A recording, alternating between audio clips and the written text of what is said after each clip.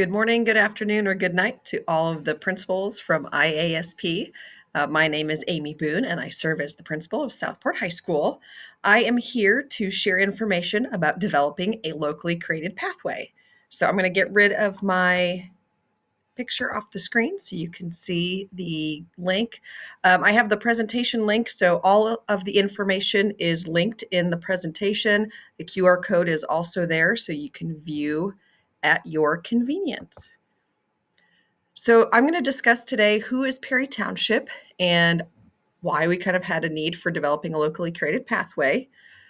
I'll describe what you'll expect in the LCP application process, kind of what was the process for us through Perry Township in our application and approval, and then the process you can go to adopt an already approved locally created pathway at your school.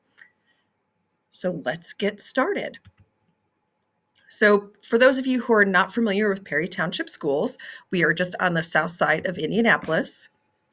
In Perry Township, we have a very diverse population with students being represented in over 80 countries. We have 84 languages, almost 2,300 refugees, and almost 5,000 EL students, and then almost 7,800 multilingual students throughout the district. You can kind of see our enrollment history in K-12 through Perry Township, kind of how we peaked a little bit before the pandemic, but we're just over 16,000 students. And kind of dating back from 1998, our EL population started with 18 students. And so far right now in the kind of 24 school year, we are just under 5,000. But I can tell you at Southport High School alone, I believe we've enrolled 15 new EL students in the last week and a half. So we are going to be over that 5,000 mark here probably within the next month or so. So you can kind of look at the demographic breakdown for all of Perry Township schools as we relate to Indiana. Obviously, we have a high population of Asian students coming from our refugee population, kind of from what was Burma, now Myanmar. And our Black population is actually increasing a little bit. We've had an influx of Swahili-speaking students from the Republic of Congo. And then you can kind of look at the rest of the breakdown. We are a minority majority district, and our free and reduced rate is at 75% overall as a district, with 31% ELL, and then right around 14% for our special education students. So if you look at the visual, kind of thinking of our classrooms, our English learners make up about 30% of our student population. And throughout the district, we have 48 EL teachers, 12 facilitators, and 51 tutor translators. So giving you a little bit specific, while this is a Perry Township locally created pathway, Southport High School and our changing demographics was really kind of the push as far as why we needed to adopt a locally created pathway. So specifically in the 21-22 school year, we had 133 new EL enrollments throughout the year. While that was a little bit high, we have had influxes like that before, but what was a little bit different was that our level 1 EL enrollment started the school year with 48 level 1 EL students and then ended the year with 106. So we've really seen a growth not only in just our enrollment, but with students that are coming to us with limited education, SLIFE students. Our students are coming with deficiencies in literacy in their native language, and then also seeing really minimal to no computation skills in math. So it was just what we realized was, our goal was to try to make sure that students are going to, obviously learn the language, grow in their communication skills, their literacy skills, so that when they leave Southport High School in 4 years, that they are employable, they can contribute to our community, they can contribute to the society. And in order to grow that language, we understood also that we were going to have a difficulty in finding a pathway for our students. Now, we could have adapted some of our classes in, maybe the human and social services pathway just to check a box.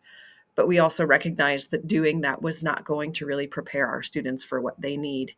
And we didn't want students to really graduate without having, job ready skills.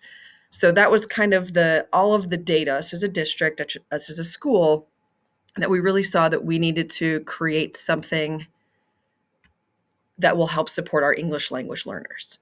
So kind of what is the pathway? That's what I'm going to talk about next. You have access to this on the DOE website, so I won't spend a ton of time, but I do want to specifically talk about what the criteria were that we set up for this pathway. So as the narrative, we're focusing on students who enrolled with a WEDA composite score of 1.0 to 2.0. So we're really looking for kind of our newcomers that enrolled for the first time in U.S. schools in either 7th grade or later. So obviously, specifically for us, we were seeing an increase at the high school, but we also recognized that we were having some students enroll in middle school that were also going to struggle. So we wanted to make sure we kind of put that barrier of 7th grade or later. And then the students are interested in being workforce ready. As I had mentioned previously, we're really looking to focus on developing the students' language acquisition, literacy, communication, and employability skills. So that's really, like I said, the foundation for our LCP. And then the piece, having one-on-one meetings with our students and their counselors to make sure that they're in alignment with the requirements, and having those conversations to make sure that we're supporting students as they need. We already had yearly career and job fairs set up, one each semester. So that was just something, in all honesty, we put in there because we knew that that was a support system that we already have in place for our students. So looking at pieces, we utilize Naviance for career exploration, and we're looking to utilize the Job Ready Indie badging for credentialing, so that we make sure that the students, while they're going through, are getting something of value. The Naviance to see what careers, jobs that maybe students might be interested in, and then as we're working students through some work-based learning experiences, that we're not just, having them work a job, but making sure that they're learning the skills that will help them be successful and employable when they graduate. Other pieces that students will go through, 4 years of E&L course, focusing on the WEDA standards with listening, reading, writing, and speaking, and then having our regular mentor guidance sessions with some of our local partners, Luna Language Services, so that they would be able to speak to careers that students could have once they get higher level of language acquisition in English, so that they could be medical translators in the future.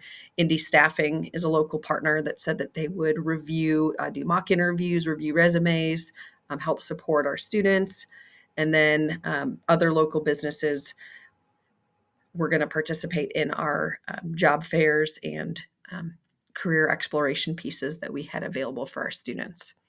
As I mentioned, we were going to have one-to-one mentorship pieces with our counselors, and then setting up work-based learning experience that, in all honesty, is going to look a little bit different for our EL students than our native English-speaking students. We've worked with our HR department to set up the vector trainings so that our students have access to go through the trainings, so that if we have job opportunities here in the district, students have already gone through that, and it kind of teaches them some of the expectations that might be required if they were to take a job somewhere else. There's always some sort of training, so we want to be able to support our students to know what that would look like. And then at the conclusion, we're going to ask students to have a presentation of knowledge to a panel of teachers, parents, and community members. Really, as a culminating project to show kind of where they started, and then where they are now as far as a portfolio, what skills they have, share their resume, go through some of the interview skills, talk about what experiences that they had through their work-based learning experience. So those are kind of the metrics and outcomes that hopefully our students will go through as they complete the LCP. So some of the required courses, preparing for college and careers, E&L classes each year of high school, and that will look a little bit different for our students that are going towards a post-secondary education path versus our students that are maybe going towards this locally created pathway work-based learning. And that's kind of where we're working with our EL department in differentiating what those really even curriculum pieces look like in our E&L classes. Focusing on business math and personal financial responsibility so that our students that were coming with us with some struggling with computation skills get opportunities to kind of see math in a different way just than the academic focus that we've had. Obviously speech, as we still working on that communication aspect, and then their work-based learning or internship experience. And that's actually a question, I'll kind of go back to this. Some other districts have asked about how we're going to get all of these courses still in while supporting students. And I'll be honest, our EL department allows us to offer summer school courses over the summer for our students to get credit. So we already offered for our level 1 and 2 EL students a summer school speech credit that my teachers provide the past few summers. And we are actually looking to also add the either business math or personal financial responsibility piece as well, so that we can continue to have access to our students throughout the summer. One, to keep their language acquisition up, and then two, work towards getting credits needed for graduation, and in particular, this locally created pathway. So the credentials of currency is something you have to fill out if you're filling out a locally created pathway. So as I mentioned, having mentor guidance sessions with local business partners, just so we make sure that our students are aware of what's expected when they leave Southport High School as far as job skills, and then again, exposure to what educational opportunities could come up in the future. And then, like I said, participation in the career and job fairs. At the end, our students will have created their presentation of knowledge with their portfolio, be able to show their measurable growth. We're looking for an overall increase in their WIDA score, have a firm foundation with both employability and job skills, but based on what their work-based learning experience is. And then obviously here in Perry Township, we will give our students preferential interviews and hiring if things become available and students are interested. And I'll actually be honest, we've hired 2 of our students to help fill in some holes while they're doing their work-based learning experiences as seniors here. So some of our local partners, obviously our Perry Township schools, and we have an education foundation. We've already had a partnership with the University of Indianapolis, so continuing some of the work that was already there. Indy Staffing is a local business that was already working with some of our refugee families with parents finding jobs. And so the skill set that they had for working with the community really translated to what we were looking to do for our students. Luna Language Services also already works with the district, so had some meetings with them and they contacted and supporting. And then I've got a couple other partnerships and consortiums that we already had in place with our EL department at the district level. So that's the LCP for Perry Township and really Southport High School in a nutshell. So if you're interested in more of that information, you are welcome to reach out to me. Like I said, my email and stuff will be on that last slide. But if there's something specific to your district or you just have questions about kind of how we're implementing some of that, I'm happy to answer those. If you would like to email me, I'm happy to do that. So what did the application process look like? In all honesty, I wish I would have kind of reached out to someone from Yorktown. In all honesty, as we were going through it, I didn't think about it. I hadn't really heard anyone talk about what the process looked like specifically. So hopefully, if you're thinking about this, please feel free to reach out, or hopefully this will help you, because I wish I would have known some of this information before we got started. So if you go to the website on the DOE, there's 3 categories that they tell you that you have to complete, and it talks about collaboration, competency, and then continuous improvement. And the application window has been from March 1st to April 30th. It looks like, from what I could tell on the website, that's going to stay the same.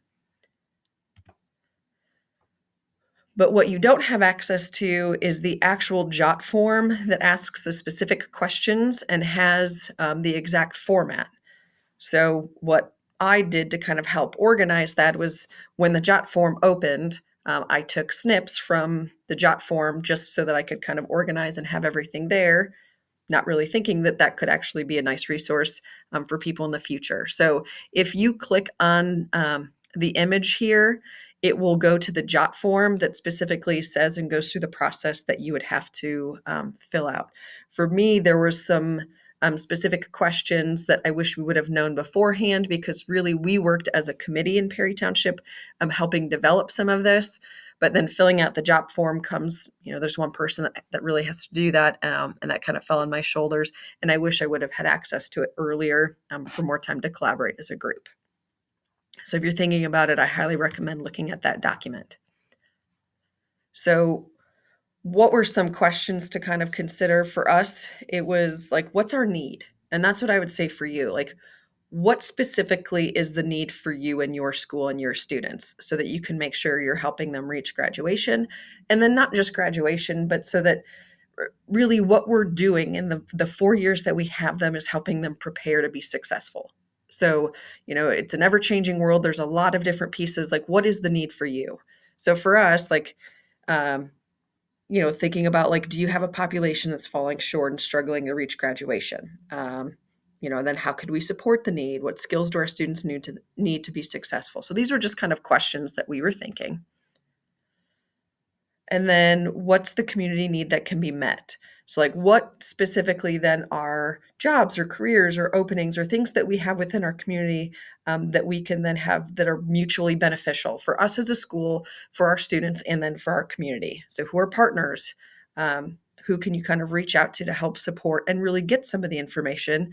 We are lucky because with our EL department and how much it's grown, we already had a lot of partnerships kind of developed.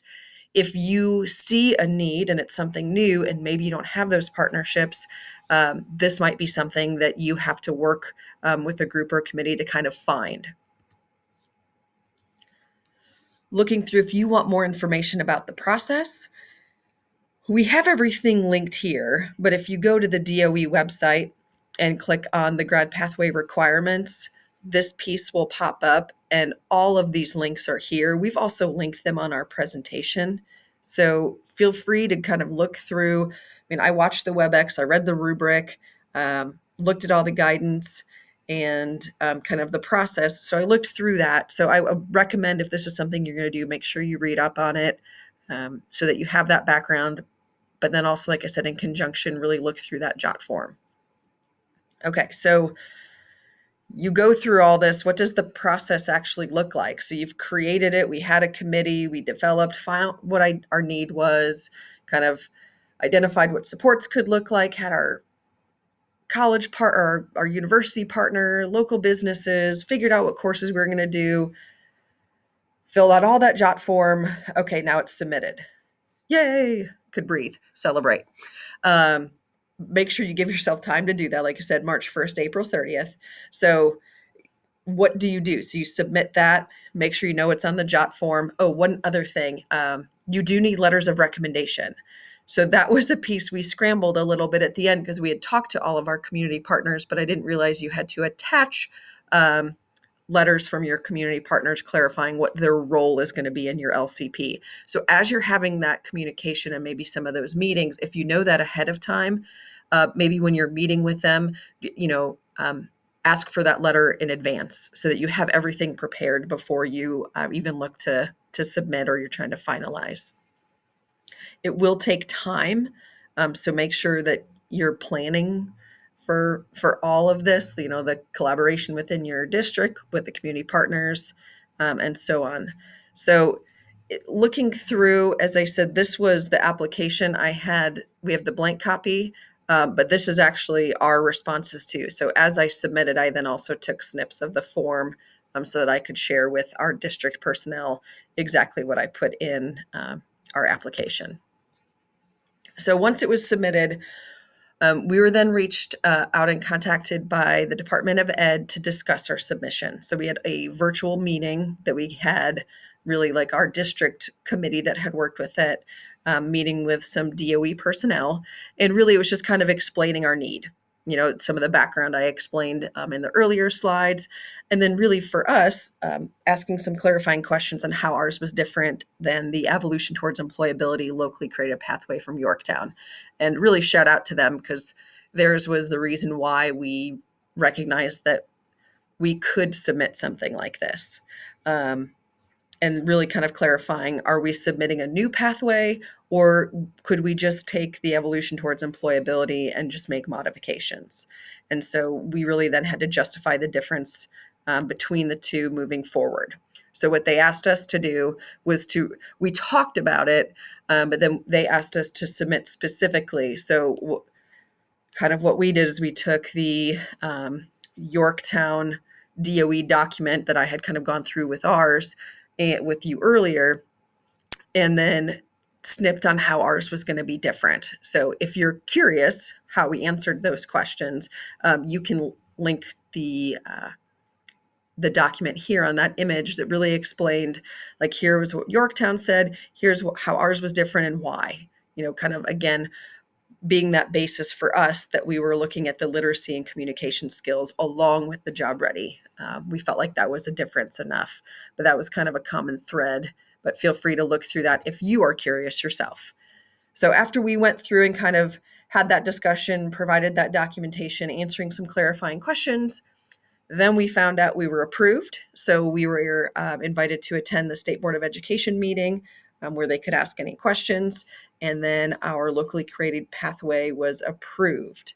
And I do want to point out that in the meeting, it was very clear that the state board wants schools to be creative and look for ways to create the locally created pathways. They recognize that graduation pathways don't fit unique populations, and there may be unique needs in every district. So if you find, like you said, identify what that student need is, what your community need is, and then move forward. They are very willing to take ideas and are excited on opportunities that can be created through this process. So then the last piece I said we were going to talk about is, okay, do you adopt an approved local created pathway? What does that look like then? So maybe you go through and you answer and you say, maybe what we need isn't something brand new. It's just to take maybe what we did at Perry Township or what they've done at Yorktown, or some of the other pathways, and just make some adjustments to parts of it, whether it's courses, whether it's some community partners, kind of what that looks like for you. So it's not a new one. It's just a kind of adjustment of an existing one. Again, we linked where you would go to do that just for your convenience. So on the DOE website, you scroll and you look at the adopting locally created pathways, and then you can click the link here and it gives guidance on what that process would look like. So hopefully this helps give you a little bit of background and information if you're considering either creating, adopting one with modifications, something for your school and your community. We are still in the process of piloting and rolling ours out. So we did this knowing that we were really focusing on some of our freshmen and sophomores that we had when the pathway was approved to be adopting and kind of implementing this. So I've started piloting some of the work-based learning experiences with current seniors who don't need it for graduation, so that we're ready when our kids come through. There have been some bumps along the road as far as learning how long it takes to get some paperwork and documentation done for our students to get jobs. A lot of places only allow direct deposit, and so students have to have bank accounts. Well, some of them don't, so we've had to work with families to do that. Unfortunately, if our students are undocumented, they are unable to be hired. So what we've had to do is be creative on finding like internship or volunteer opportunities, which I know is sometimes frustrating for our students to be doing the work and not get compensated at the time, but still trying to support them the best way we can. So just kind of being transparent on some of the things we're working towards and working for good solutions for our students, but really trying to get the skills that will allow them to be successful after graduation. But as I mentioned, if you have any questions, please feel free to reach out to me. As I said, I'm Amy Boone. I serve as the principal of Southport High School. It's my email, work, cell phone number.